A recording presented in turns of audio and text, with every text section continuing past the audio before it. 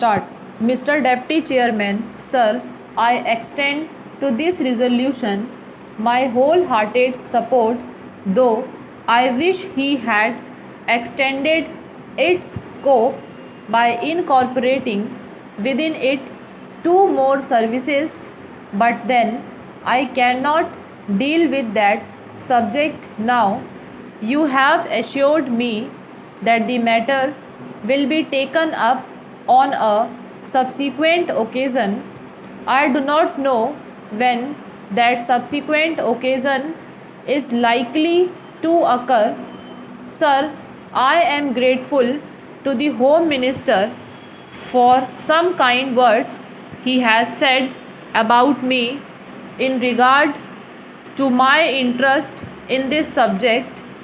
No doubt for long I have been urging the necessity of creating more All India services during the last 5 years or so, ever since that recommendation on the subject was made by the States Reorganization Commission, and during the last 1 year and a half, near about that time, I have been tabling resolutions on the subjects twice or thrice, but they could not come up. Of course, as they say, there are higher forces that govern the destiny of things, and so far as Parliament is concerned, it is a government and the undisputed sway of the chair that govern the density of resolutions. Obviously, it was so ordained that this resolution should come up only now, and that too as a government sponsored resolution. Even as it is, I welcome it most heartily and feel enthusiastic and even jubilant about it.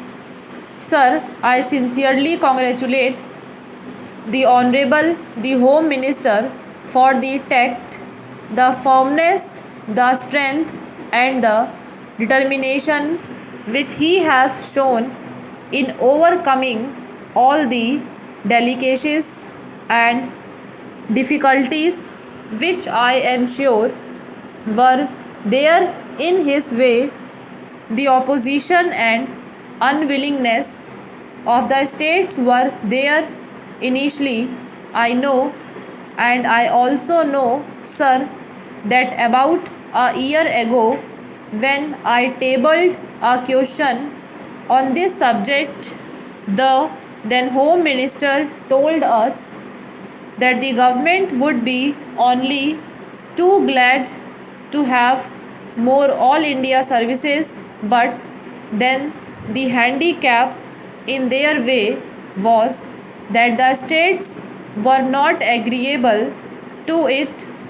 Subsequent to that, sir, about the middle of this year, I wrote to all the chief ministers requesting them to let me know their views on this subject, and I was a little unhappy to find that no chief minister replied to me saying that he was agreeable to it. One or two of them especially said that they were against it. So all these difficulties were there in the way of the Home Minister, but I find that by his sweet persuasion he has been able to win over all the chief ministers who in the conference immediately preceding the last one agreed to it in principle, and in the subsequent conference they agreed to it. It appears obviously in toto, and hence we have before us this resolution supported by the chief ministers of all the states. Sir, for that I want to congratulate most sincerely and heartily the Honorable the Home Minister.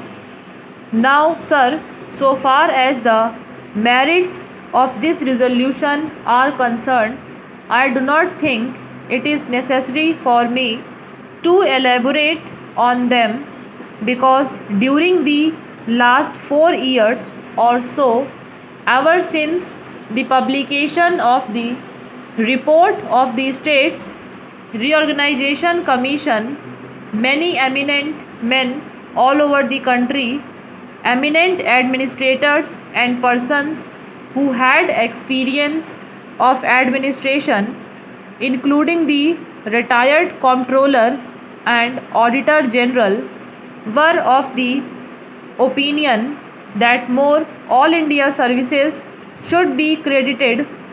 Our Honorable the Prime Minister as also our Vice President have on more than one occasion expressed themselves definitely in favor of having more all India services.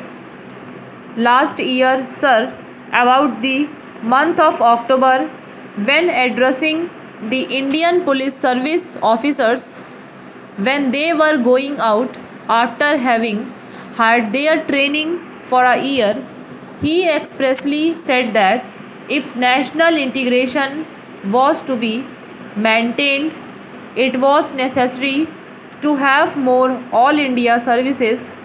That being so, I think there is not much need for us to emphasize the necessity and the utility for having more all India services.